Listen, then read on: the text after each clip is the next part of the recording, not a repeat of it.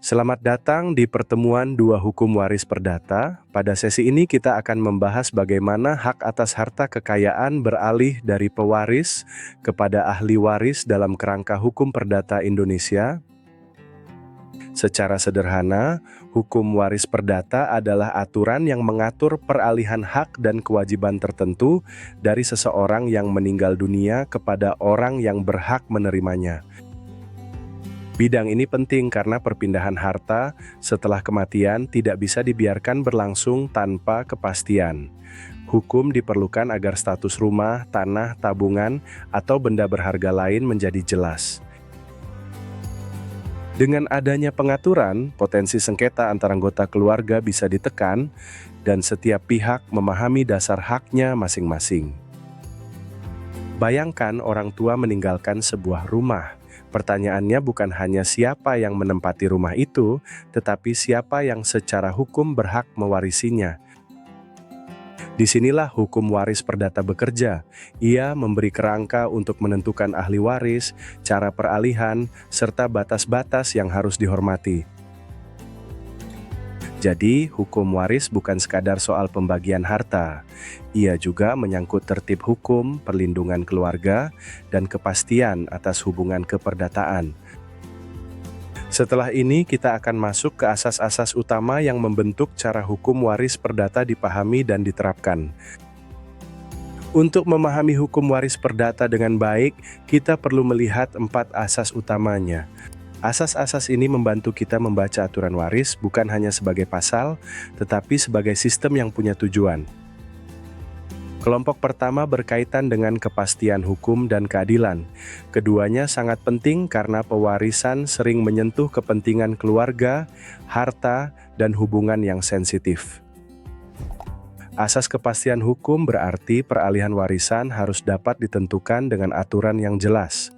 Siapa ahli warisnya, apa objek warisnya, dan bagaimana kedudukan hukumnya tidak boleh dibiarkan kabur. Dalam praktik, kepastian hukum mencegah kebingungan yang sering muncul setelah seseorang meninggal dunia. Keluarga tidak hanya berduka, tetapi juga harus berhadapan dengan dokumen, hak, dan kemungkinan perbedaan klaim. Asas keadilan mengingatkan bahwa pembagian warisan tidak cukup hanya sah secara formal. Aturan juga harus diterapkan dengan memperhatikan keseimbangan kepentingan para pihak yang berhak. Kelompok kedua adalah kebebasan berwasiat dan penghormatan terhadap hak ahli waris. Di sini, hukum memberi ruang bagi kehendak pewaris, tetapi ruang itu bukan tanpa batas. Kebebasan berwasiat berarti seseorang dapat menyatakan kehendaknya mengenai harta yang akan ditinggalkan. Kehendak itu biasanya dituangkan dalam wasiat yang memenuhi syarat hukum. Misalnya, seorang pewaris membuat wasiat yang sah untuk menyerahkan rumah tertentu kepada anak sulungnya. Dalam kondisi seperti itu, kehendak pewaris memperoleh tempat yang penting dalam proses pewarisan. Namun, hukum juga menuntut penghormatan terhadap hak ahli waris. Artinya, kehendak pewaris tidak boleh dipahami secara mutlak jika sampai mengabaikan perlindungan yang diberikan hukum kepada pihak yang berhak. Disinilah terlihat keseimbangannya. Hukum waris perdata tidak hanya mengikuti apa yang diinginkan pewaris, tetapi juga menjaga agar hak ahli waris tetap diakui dalam batas yang ditentukan hukum.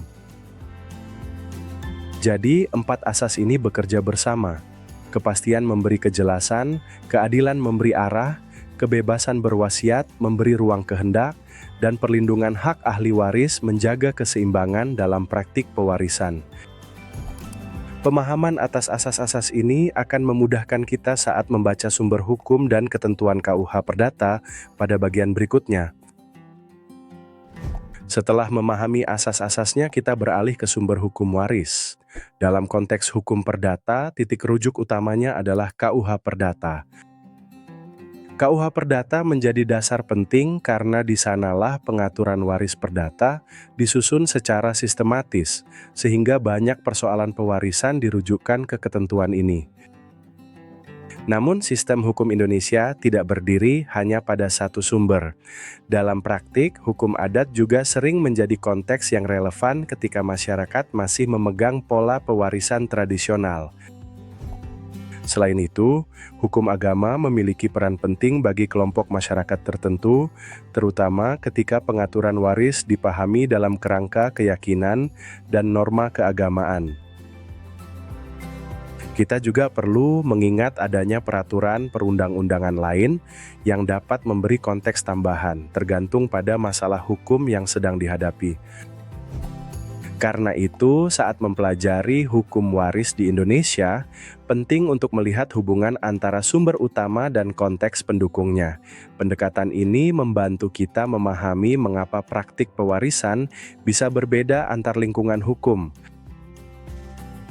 Untuk pertemuan ini, fokus utama kita tetap pada hukum waris perdata sebagaimana dirumuskan dalam KUH Perdata. Sekarang kita masuk ke dasar hukum waris dalam KUH Perdata. Bagian yang paling penting untuk diperhatikan adalah buku 2, karena disitulah pengaturan mengenai benda dan pewarisan ditempatkan. Melalui pengaturan ini, KUH Perdata memberi kerangka tentang siapa yang dapat menjadi ahli waris, kapan warisan terbuka, dan bagaimana kedudukan harta peninggalan dipahami secara hukum. Dalam hubungan ini, pewaris adalah orang yang meninggalkan harta warisan, sedangkan ahli waris adalah pihak yang menurut hukum berhak menerima warisan tersebut. Hak dan kewajiban para pihak perlu dilihat secara berimbang. Ahli waris tidak hanya menerima manfaat dari harta peninggalan, tetapi juga masuk ke dalam posisi hukum tertentu yang ditentukan oleh aturan. Salah satu ketentuan penting yang perlu diingat adalah pasal 1832 KUH Perdata. Pasal ini menjadi dasar untuk melihat siapa saja yang termasuk dalam urutan ahli waris menurut hukum. Dalam penjelasan sederhananya, urutan itu mencakup suami atau istri, anak, orang tua, dan keluarga lain sesuai susunan yang ditentukan hukum. Artinya, penentuan ahli waris tidak dilakukan berdasarkan dugaan atau kedekatan emosional semata. Hukum menyediakan urutan yang menjadi pegangan ketika warisan harus dibuka dan dibagikan. Pemahaman terhadap buku 2 dan pasal 1832 ini menjadi landasan penting sebelum kita membandingkan pewarisan melalui wasiat dan pewarisan tanpa wasiat. Dalam hukum waris perdata ada dua sistem yang perlu dibedakan dengan jelas, yaitu pewarisan testamenter dan pewarisan intestat. Pewarisan testamenter terjadi ketika pewaris meninggalkan wasiat yang sah. Melalui wasiat itu, kehendak pewaris mendapat bentuk hukum yang dapat dijalankan setelah ia meninggal dunia. Sebagai contoh, seorang ayah dapat menyatakan dalam wasiat bahwa sebuah rumah diberikan kepada anak sulungnya. Dalam keadaan seperti ini, wasiat menjadi acuan penting untuk membaca arah pembagian warisan. Sebaliknya, pewarisan intestat terjadi ketika seseorang meninggal dunia tanpa meninggalkan wasiat. Dalam kondisi ini, pembagian dilakukan menurut ketentuan yang sudah ditetapkan oleh hukum. Artinya, hukum mengambil peran yang lebih dominan untuk menentukan siapa ahli warisnya dan bagaimana dasar pembagiannya dibangun. Misalnya, jika tidak ada wasiat, maka rumah yang ditinggalkan tidak otomatis jatuh kepada satu anak tertentu. Pembagian harus kembali kepada urutan dan hak para ahli waris menurut KUH Perdata. Perbedaan utama kedua sistem ini terletak pada sumber penentu pembagian. Pada testamenter, kehendak pewaris yang sah menjadi titik awal. Pada intestat, hukum yang menjadi titik awalnya. Meski begitu, keduanya tetap berada dalam kerangka hukum yang sama. Baik wasiat maupun pembagian tanpa wasiat harus dipahami sesuai batas dan perlindungan yang diberikan hukum perdata. Karena itu, saat menganalisis kasus waris, pertanyaan pertama yang perlu diajukan adalah apakah pewaris meninggalkan wasiat yang sah atau tidak. Dari pertanyaan itulah kita dapat menentukan jalur analisis, apakah mengikuti logika pewarisan testamenter atau mengikuti ketentuan pewarisan intestat. Perbandingan ini penting karena dalam praktik, keberadaan atau ketiadaan wasiat sering menjadi titik yang langsung mengubah seluruh cara pembagian warisan dipahami. Setelah mengetahui dua sistem pewarisan, kita bisa melihat mekanisme pembagian warisan secara konseptual. Langkah awalnya adalah memastikan lebih dulu siapa ahli waris yang berhak menurut hukum. Disinilah urutan ahli waris menurut KUH Perdata menjadi penting, karena pembagian tidak dilakukan secara bebas, melainkan mengikuti susunan yang telah ditetapkan. Secara umum, kita mengenal suami atau istri, anak, orang tua, dan keluarga lain sebagai bagian dari urutan yang harus dilihat dalam menentukan pihak yang berhak mewaris. Kalau pewaris meninggalkan istri dan anak, maka pembagian dipahami dengan melihat kedudukan mereka sebagai ahli waris yang diakui hukum. Yang penting untuk dipahami pada tahap ini bukan hitungan detailnya, melainkan logikanya.